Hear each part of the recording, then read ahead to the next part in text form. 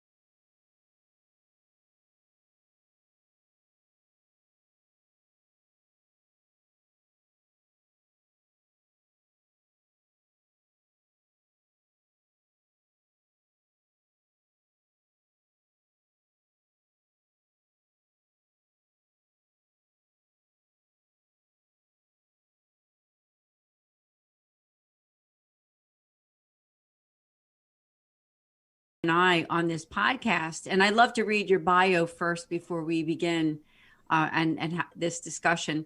That Brendan Lyons is a Catholic husband, father, and author of the ProLife children's book called I Can Hear Music. He's also the associate editor for the National Catholic Bioethic Center in Philadelphia and a lifelong resident of southeastern Pennsylvania. Again, welcome, Brendan. Thanks for joining us.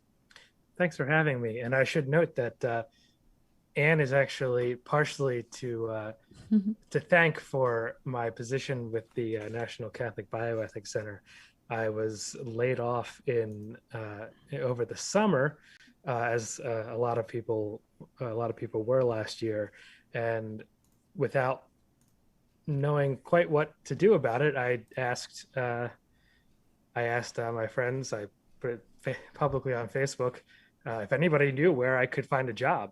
As it turned out, Anne did, or you knew somebody who did, correct? And so she sent my resume out, and that's how I got my job. I ended up getting a job 2 weeks after I lost my job, which is kind of amazing, and one might say providential. And I think one of the things, I spent several years at my old job, not disliking the old job, but hoping I could find something more in tune with my Catholic faith. And 2 weeks after I got laid off from my old job, boom, there it is. Well, I have to say, it just means so much to me to have been able to play some kind of part. I can't really take credit because, God deserves the credit, because I saw it and I thought, what can I do? What can I do to help? So I'm glad that I could connect you with the right people. But, you yourself were the person that got that job. But I appreciate that you give me any kind of credit for helping you to connect the dots there and find employment, especially since you had a brand new baby and, of course, wanted to provide for your family. And why don't we start there, Brendan, because that's, your vocation as a husband and a father. And I know you're a relatively new dad because your daughter is only, I think you said 16 months old. So it's 14 months, but 14 months old. Yeah. Not quite there yet. Tell us more.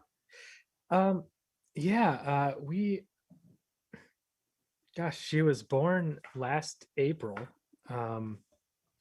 into, kind of crazy land, but it was an interesting experience, but I couldn't tell you if it was a weird experience or not, because it was all weird because it was my first child. She was born in April, and the hospital stay was kind of odd, but it didn't really matter because it was kind of just the three of us got to be in the room together for 2 days. And I've heard from other people you don't get a whole lot of family time right after the birth, but that's basically all we got, which was great. And honestly, the lockdown going on ended up meaning that instead of 1 week of paternity leave, I got a week of paternity leave, and then 2 or 3 months of working from home with my daughter, being able to help my wife whenever. So it was one of those things that was kind of, it was definitely a bad time, but parts of it ended up being a blessing for my family. So, but she's amazing. I don't really need to tell you, but she learns tell us her something. name, her full name. Oh yeah, absolutely. Sorry, her name is Marielle. Marielle, beautiful. Marielle Lyons. Yeah, we got that from a couple of different places. One of which is from Maristella, the Star of the Sea, and we just really liked that. We wanted to do a Marian name, and we also wanted.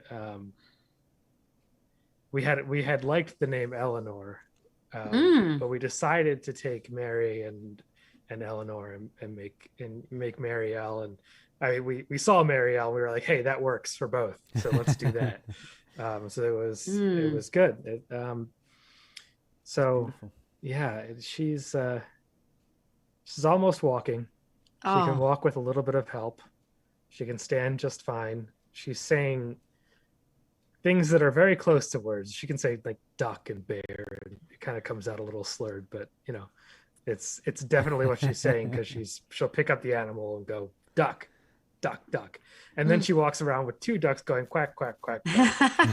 So, Oh, I love this. Oh, so she learned all that. So much and she fun. learned how to offer me food and then take it back and eat it. My mother taught her that. My mother also taught her some other things, but the thing I remember most is the fact that she taught my daughter to trick me. So much fun. I'm thinking of both you and Bill, because Bill, of course, has little Elvin Francesco, was born 5 weeks ago, right, Bill? 5 weeks. Yeah. He was born May 5th, Cinco de Mayo. So but no, it's beautiful. Are you getting any sleep? That's my first question. That's so I don't. Maybe you should tell me first, because I don't want to. No, we got very lucky. My daughter is extremely calm.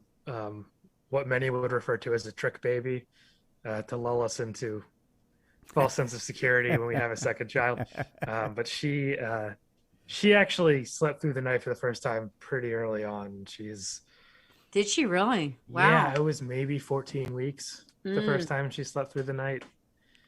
Which isn't to say she always sleeps through the night, but yeah, she sleeps really well. So I'm happy to say, but I'm also a little embarrassed to say, because other young parents are like, exactly. oh, my baby hasn't slept in 3 days. And I'm like, sorry. Yeah. So she's sleeping really well at 14 months old. That's good. I mean, sometimes kids get up and going through like the teething and things like that, from what I remember. Yeah, teething was interesting, but she got like 7 teeth in the span of a month and has decided to stay there. So it was a rough month, but then she's got her nice little 7 teeth now, and I guess she's happy with that for the moment. That's good. Oh, it's so awesome. Just listening to you talk, there's so many, it's so great. And especially with, Father's Day coming up, in just a couple of weeks here, that's also awesome. Just being able to reflect on fatherhood, just so much joy in that. There's so much joy in listening, in your voice. And I know it's very similar in mine. So it's awesome, and congratulations, and certainly a beautiful name for her, and Mary Ellen. It's beautiful as well. Yeah, thank you. It's a blessing to discuss parenting. I mean, of course, my kids are way older, and sometimes my kids, I kiddingly say, resent the fact that I still refer them as my babies, right? But in their mid-20s, but they'll always in some ways be our babies, right? I mean, especially when you're raising. You remember, I still remember those times like that you're describing, this times when they were so young. And anyway, I kiddingly say that resent, because I think kids like the fact that their parents honor them in that way and still see the child in them, not in an immature way, but in a caring way, if that makes sense. Oh yeah, absolutely. In a caring way. For sure. Yeah, but it's always your relationship to them, even as they change, is the nice thing about parenthood. Even my 14-month-old is different than she was at 13 months, I would say. She has a sudden change in attitude or something. She's becomes very much more opinionated, and you're like, oh, but I don't know who this kid is, but that'll change again in a month. And that's right. They're always changing. For 12 years is what how as I understand it. Yeah, it's amazing. Parenting is the best. But well, anyway, Brandon, why don't we talk about? Let's start with your life. I mean, with your faith. I mean, were you always a person of faith? And was there a point in your life when your faith became even more meaningful to you? Well, if it's the last question, hopefully every day it becomes more meaningful to me. But amen. I have always been a practicing Catholic. I haven't always known what that meant. I think a lot of us can relate to that. Mm-hmm.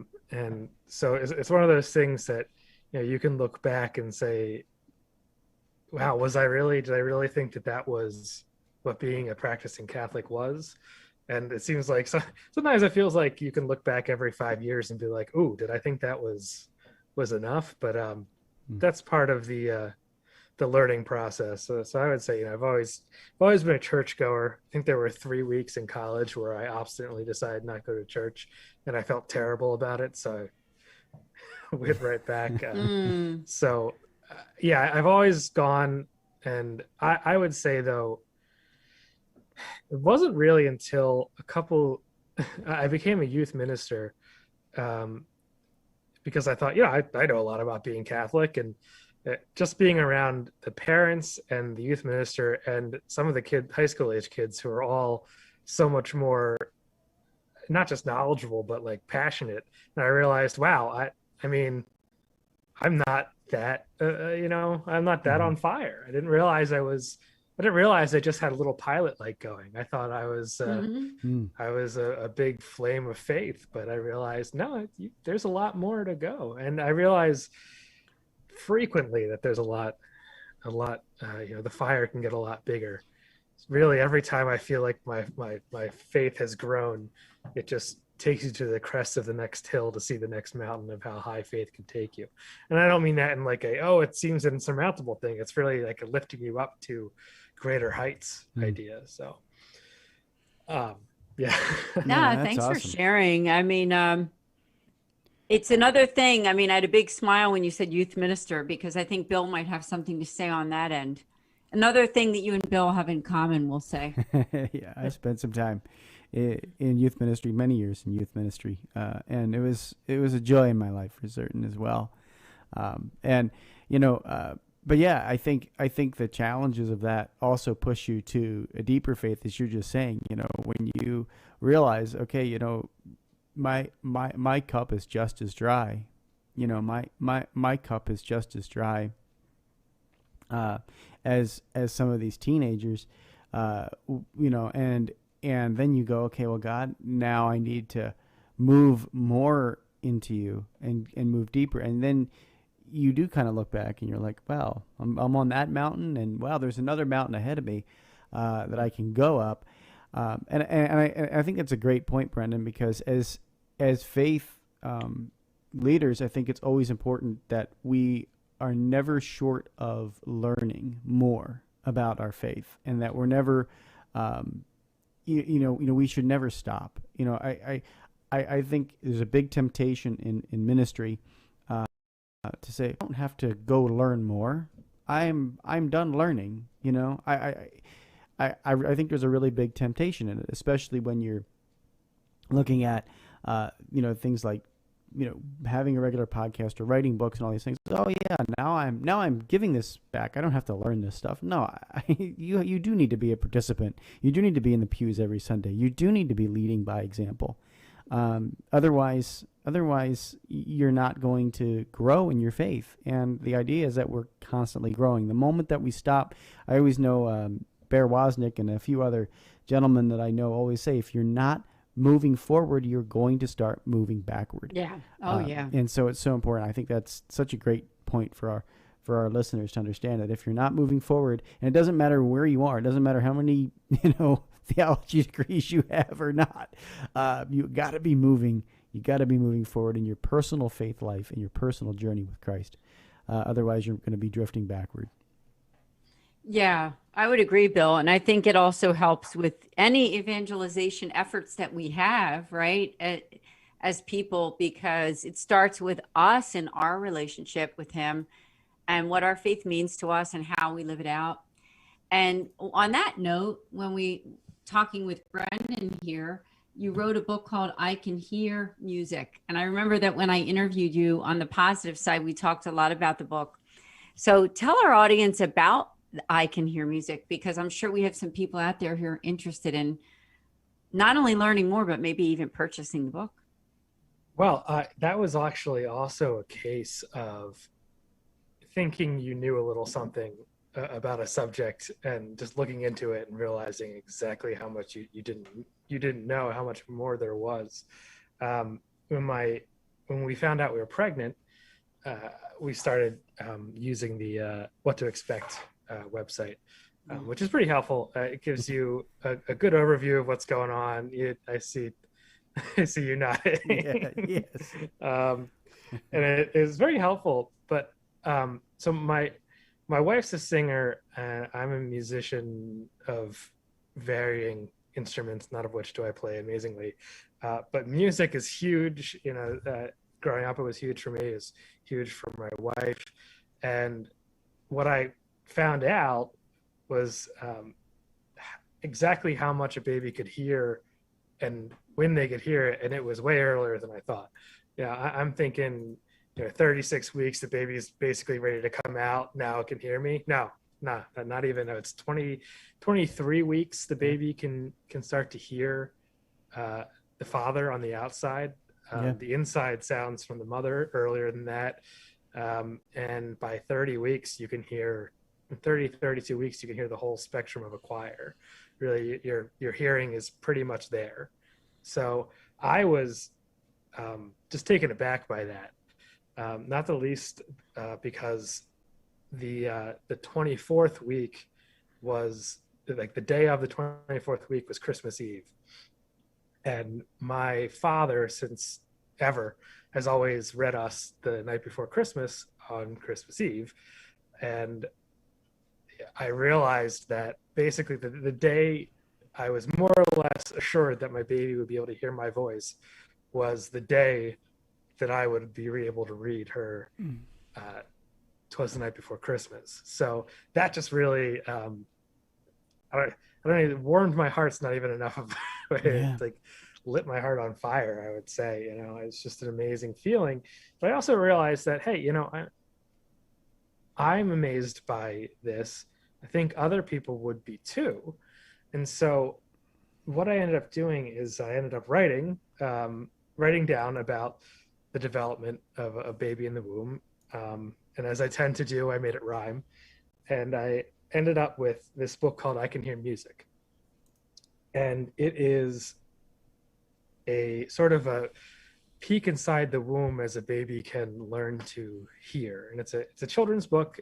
It's great to read to 1-2-year-olds. You could even read it to your child in the womb after 19-20 weeks, because they would be able to hear.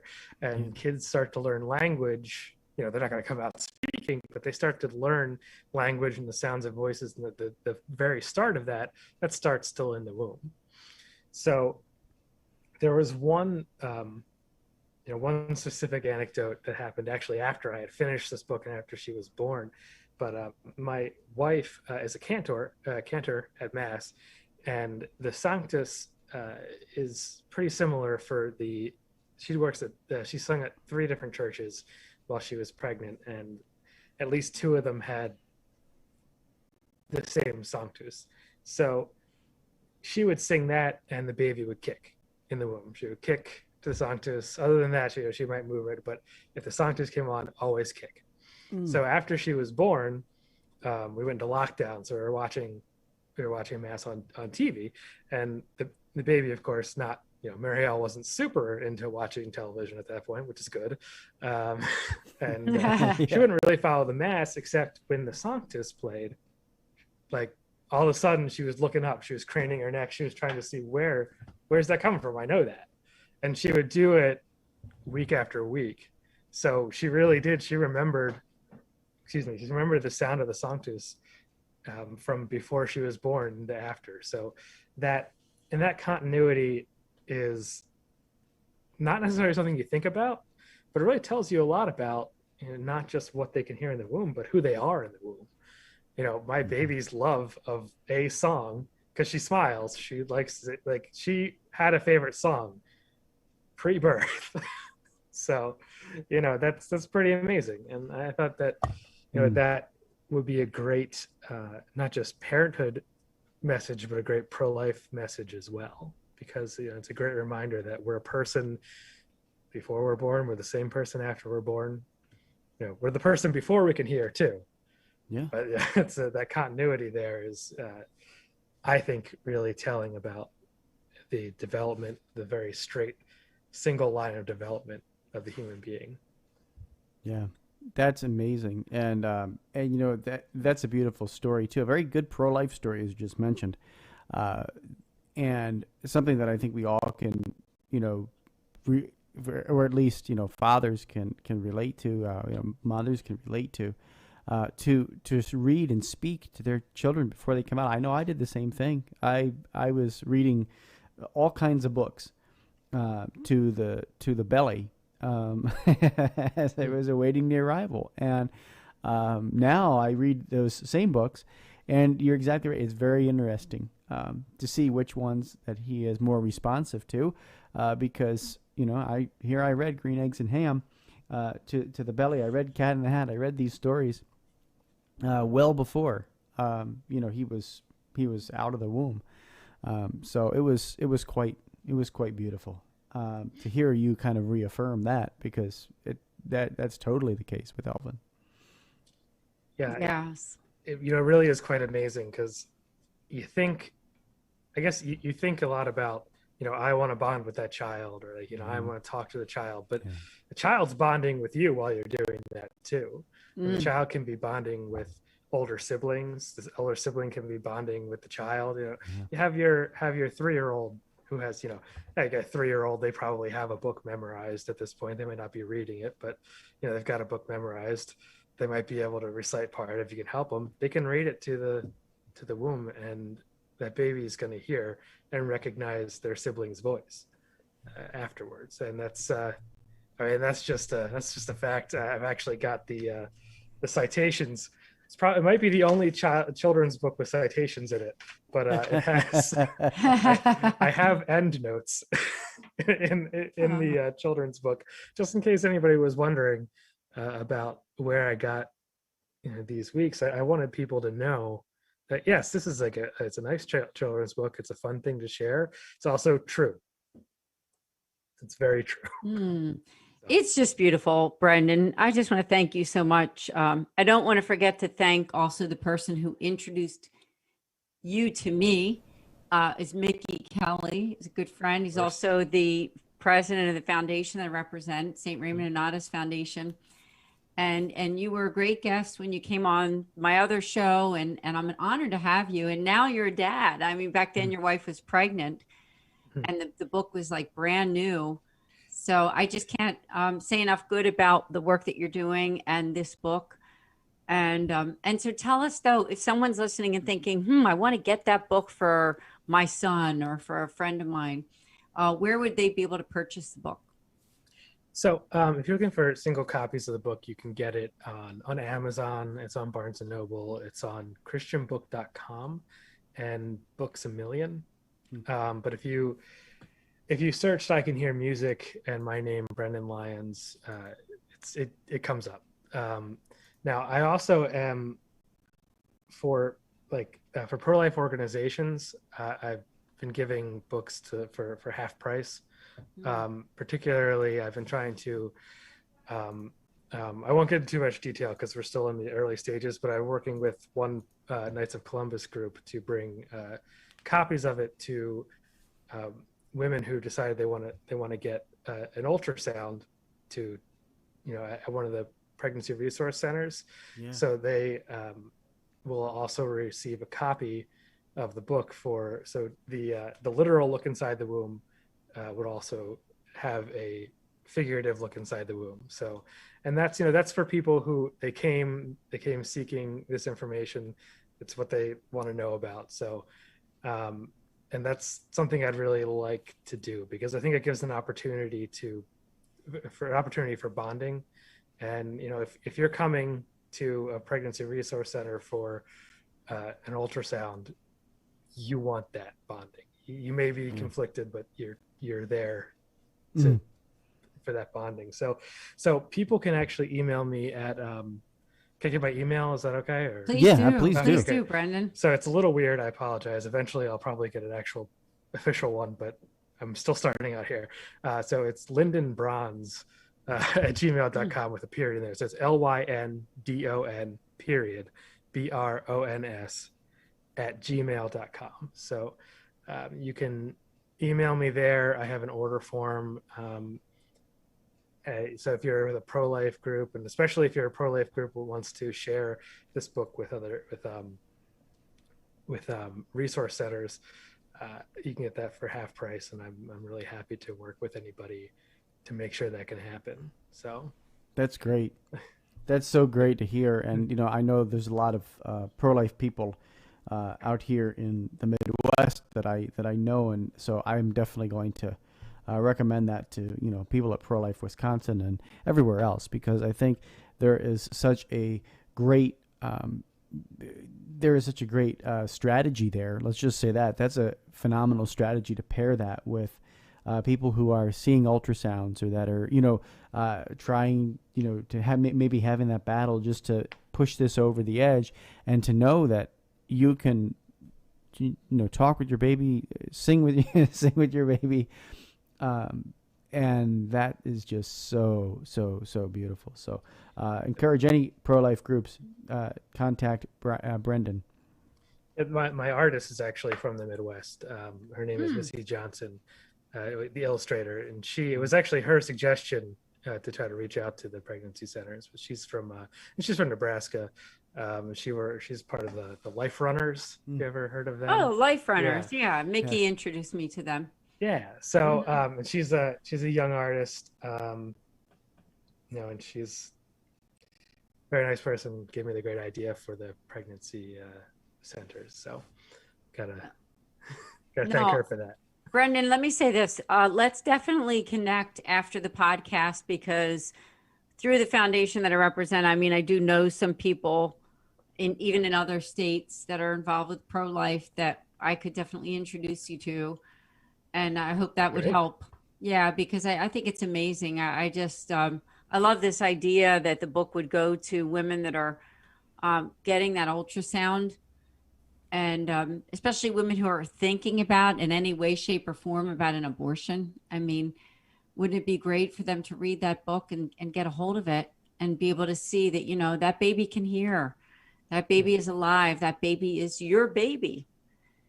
And so I thank you for doing this, Brendan. Really beautiful. Yes. Yeah, I really wanted to find a way to kind of speak to the heart of the matter.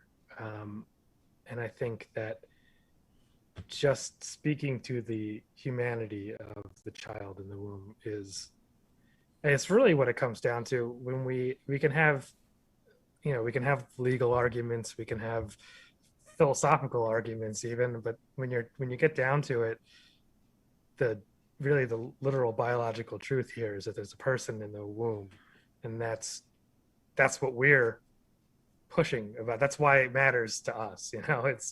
It's for all the things that get said about pro-life people, what really matters to us is that we really truly feel there's a living human being in there who has the value of a living human being, who has that dignity. So say whatever you want about us, that's what really matters to us. Yeah, exactly. And I like how you said that's the heart of the matter. I like how you said that's the heart of the matter, Brendan, because I think we can often get we can get marginalized, right? Like it's just, you're pro-life, you're against women's health, you're against this, you're against that. No, actually, no, we're not, right? And we're about fighting for equality. We're about fighting for the dignity of each human being, and as Catholics, I think that takes on, a special relationship, because it really is womb to tomb, from your very first heartbeat, from your very first moment of conception, all the way to the last breath you take and last heartbeat. That is, that life is sacred. And it's not owned by you. So pointing that out and giving people the something so simple like music to be the thing that relates and ties people together, I just think is ingenious and certainly a beautiful thing. So just thank you for spending the time, and obviously prayer brought you through it too. Prayer and your own walk with the Lord, your own walk with your family brought you to it. That realization. And so that is just, so awesome that your experience led you there. Yeah. Amen. You say a lot of prayers when you're a father. Yes, you do. Well, when you're a parent, I think you've. Yes, you do. Yes. You think you prayed a lot beforehand. Yeah, right. Not until you have a child, right? Which isn't to say, I don't want to be that guy that's like, well, you think you know what's going on, and then you become a parent. No, it's not like that. It's just a matter of, oh, now I have another life I am praying for. That's right.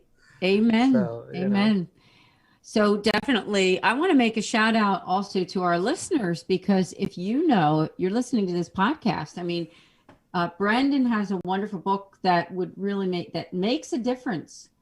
I Can Hear Music, Brendan Lyons. So definitely reach out to him, and any pro-life groups that that you think are interested in this book, because we're hoping this book kind of goes viral all over the place, right? I mean, it's an important book. It really is. And I thank you.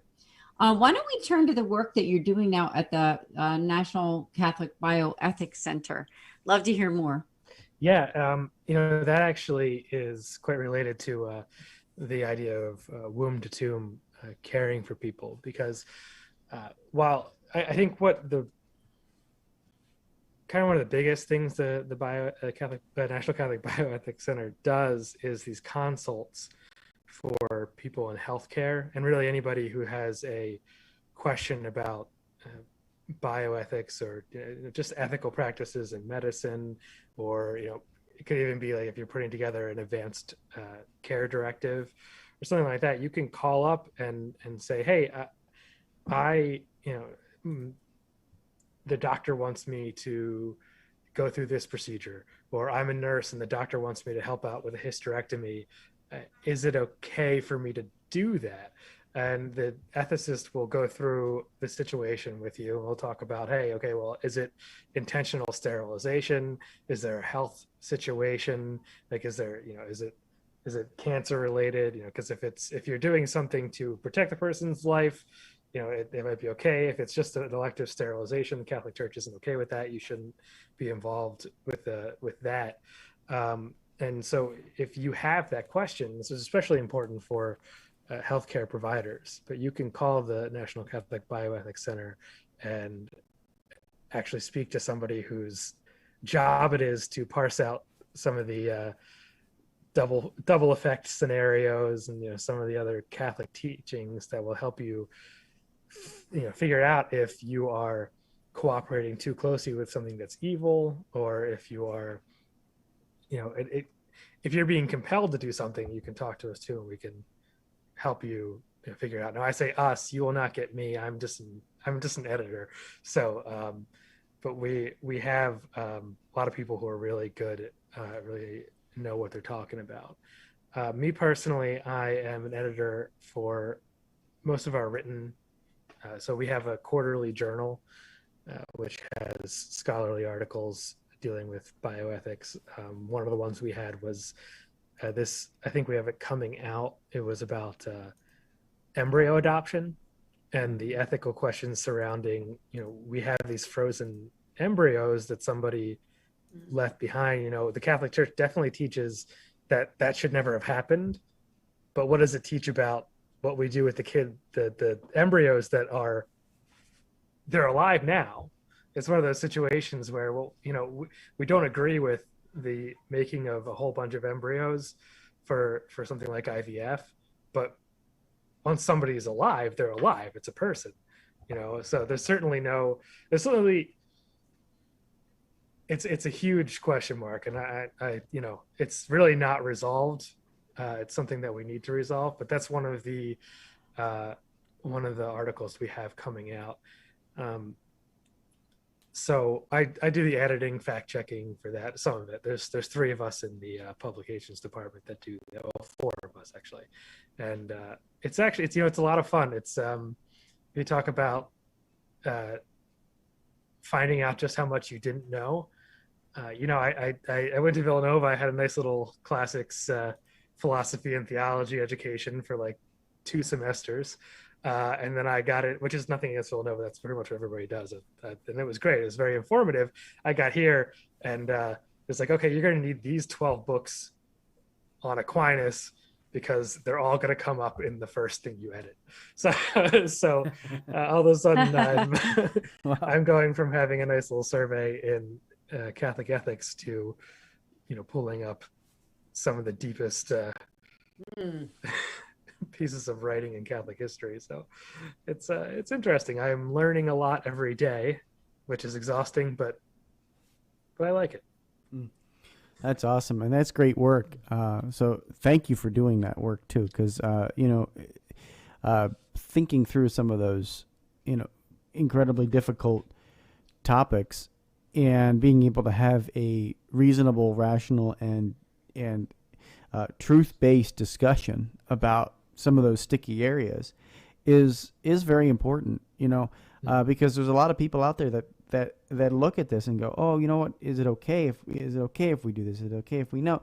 Like there are big issues, and I know that there are ordinary pastors and ordinary parishioners that just don't know where to turn for answers like that. And they've thought about it, they've examined their conscience, and we're saying that these are Catholics in good standing. They want to be good Catholics, and they still have questions about what does the church teach about these really difficult life-related issues. Bioethics is one of the hardest things to, I think, wrap your head around in today's culture. I mean, I think it's probably the number one most difficult thing to wrap your head around, and be able to come back and have a rational discussion with somebody, about, because there's certainly a lot of, on both sides, right? There's certainly a lot of, people impassioned about their side, right? And so having the resources that you have, and that you work on, and that you edit and create, and then send out are so very important for Catholics just to be educated, be able to turn to. So as you said, nurses, doctors, people like that to turn to and really say, what do I do with this? How do I, participate? That's awesome. So thank you for doing that great work. Yeah, well, I'm happy to do it. I'm, like I said, I'm just trying to help people. Most of what I do is either small stuff like making sure the sentence structure works, or occasionally we'll help somebody make an argument. Our production manager is really good at fostering an okay argument, turning it into like a really good point that's well researched. And it's funny because he'll come in, he's been doing this for 5 years, and then the editor-in-chief's been doing this for, I'm not sure how long, like 20 years maybe. But like every once in a while, one of us will walk into the other person's office and be like, hey, what about this issue? And we'll all just kind of sit there and be like it's not surprising that I'm not sure, but we'll have to sit there and be like, that's actually really tough. So wow. Yeah. And everybody at the center, I mean, I've been there the shortest amount of time. I've been there a couple of months, but most everybody's been there for years. And you still run into moments where you're like, we really need to sit down and think about that. So of course, I mean, when you're a doctor or a nurse or a priest, or like, if that's not, that's what we think about all day. And that's, if you've got other stuff you have to think about, like most people do, you might not be able to be like, have the time to sit down and be like, geez, this is a heavy subject. Right. Or do all kinds of research, Right. So I think it's great work that you're doing. And as you said at the very beginning, it makes me feel even more honored that I had played some kind of part to connect the dots to help you find this job. So I just think that's an amazing thing. Now, I'm sure somebody's listening and thinking that they want to get more information about it. Yeah. So if somebody's listening and wants to connect, they have a question or whatever, like what would be the best way to get in touch? So the National Catholic Bioethics Center, their website is ncbcenter.org. And then they, if you want to call and you get a consult, you can call 215-877-2660, and they should be able to connect you to the consults. And for the life of me, I don't see the direct consult line. That's my fault. I should have been prepared for that. It's But okay. yeah, I'm sure if they go to the website or whatever, would it be there? Yes. Would it be there somewhere on the website? Okay. Yeah, it is. Yes, it is on the website. So you can actually, yeah. Oh, yeah. So it is 215-877-2660. Oh, good. And Thank they you, also Brendan. have consults at ncbcenter.org. And there's a form we can fill out as well. So if you go to the first page, there's a little oval that says "Ask an Ethicist," and if you click on that, that'll give you all the information you would need for that. What a great organization. And I know it's right in Philadelphia, and as you and I are in the Philadelphia area, and it's a national, it's a national Catholic bioethics center, so they're available for anybody, anywhere. So yeah, anywhere in the United, we get calls from anywhere in the United States, and there's usually somebody on the phone, and if there isn't, leave a message, get back to you pretty quickly. Then it's a great group of people. Our president, I believe, is on the Archdiocese of Philadelphia Life Council. I keep forgetting what it's called, but the ProLife Council. Mm-hmm. And that's we're really involved in not just we're involved in magisterial type work as well. So we work with bishops. The way I think of it is they're really there for helping people make the right call on tough bioethical questions. So and I'm really they happen those questions. So especially the more we get into all of these changes that we've been seeing with bioethics that people are sort of accepting now in society. So the more that we see those things, the more we need places like the National Catholic Bioethics Center. Yeah, because it's difficult. A lot of the we just have just today our monthly periodical Ethics and Medics went out for June, and one of the articles in there was about New Mexico just passed a law regarding I guess they call it the right to die. It's physician assisted suicide is what it is. They're trying to avoid using that phrase anymore. We like to try to sanitize things with the terms we use, but it talks about the law itself. It says you don't have to do it, but there's a clause in there about referring to somebody else if you won't do it, and that's fairly common. Even when in abortion situations as well, there are laws that say you're supposed to refer someone to somebody who will do something that you consider unethical, which unfortunately doesn't really work for you. If you are referring someone to get an unethical procedure, you're cooperating in the procurement of that procedure.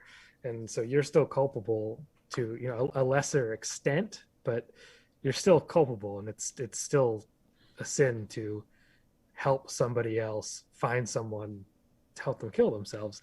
And I know the culture is not going to always agree with that, and there's lots of people, but frankly, the Catholic Church teaching is you can't help somebody end their own life, and you can't intentionally end a person's life. It's an innocent person. You can't do that. So it's difficult, and people on the other side of the issue will say, well, you don't have to do it, you just have to help somebody else do it, which is that's not really much better. Well, sad to say, I hate to say it, but some people, nobody wants to be the one to say no, but you know what? Somebody's got to do it. Somebody has to do it and say, you know what? Wrong is wrong. That's all. Right. And I can't help you. I can't help you to do what you want to do. So I just think, I think that what you're doing and what the National Catholic Bioethics Center is doing is amazing. So Now, we're coming close to the end of the podcast. I want to make sure to give you an opportunity, Brendan, if there's something that you want to tell our listeners about, something that's going on for you this year, or any other like call to action that you want people to know about, please do tell us. Well, if there's any particularly big comic book nerds out there, my friend John Comiskey and I are launching tomorrow, is the first, it's episode 0, podcast called Super Humana Vitae, wherein we take some classic comics, talk about events in them, and kind of compare them with Christian ethics. Mainly Catholic ethics. We're both Catholic, but we went Christian ethics just to, open it up a little bit. Right. Exactly. But so we're going to be talking about, we actually just introduced ourselves in the first episode, but so we're going to talk about issues and acts and events in comic books and put them in a frame of, was that illicit activity? Was that appropriate? Was that argument of why it was okay to do something actually, does that jive with Catholic teaching? So it is supposed to be fun. We've had a lot of fun doing it. So that's tomorrow, Super Humana Vitae. It'll be out in the morning on Apple Podcasts. So cool. That's exciting. Bill had a big smile when you were talking, when you started to talk about it, because I know that he likes that too. Oh, I'm a geek. I'm a geek at the core of me. I didn't get too much into comic books when I was a kid, but I'm just a geek in general. So that's an awesome it's an awesome way to relate to the faith, and I know there's a lot of people out there that will totally love it. So including myself. So that's awesome, and I wish you best of luck with that podcast because I think you'll have a big following on it. Super Humana Vitae. That's a great name for it. And where do they find it again? Like Brandon, what would they search? So it would be on Apple Podcasts. So if you just search Super Humana Vitae. Super Humana Vitae. Okay. It's it's just the encyclical with super in front of it, because nerdiness. Oh no, I can't wait for you, Brendan. That's amazing. No, we're gonna have to have you back again. You're an amazing guest. I was very excited to have you as a guest on this podcast, and also for you to meet Bill, because you're both you're somewhat of a new father, and Bill's a brand new dad. So it still feels like I'm brand new. So. Well, awesome. Thank you, Brendan. Thanks for being a guest on Sowing Hope. Thank you. Thanks and this has been so much fun, folks. And so it is awesome to be back with you live on YouTube and wherever you're listening to the podcast. Thank you for tuning in. It can be found anywhere podcasts are found, but we really do appreciate you listening, and know that you can always follow, friend, and like us on any social media. Just search for Sowing Hope Podcast, and you will find it on any social media. Email us, sowinghope@patchworkheart.org. And we always love to hear from our listeners and whatnot. And do that if you missed any of the links or any things that Brendan was talking about. Make sure you email us, and we'll put it in the show notes as well. But until next time, from all of us here at Patchwork Heart Ministry, keep beating to your Catholic heart. Thanks for listening to this episode of Sowing Hope on Patchwork Heart Radio. For more information about this podcast and our ministries, visit our websites, patchworkheart.org and andesantis.com. You can also follow and interact with us on Twitter at PWH Ministry or Andy Santis 2.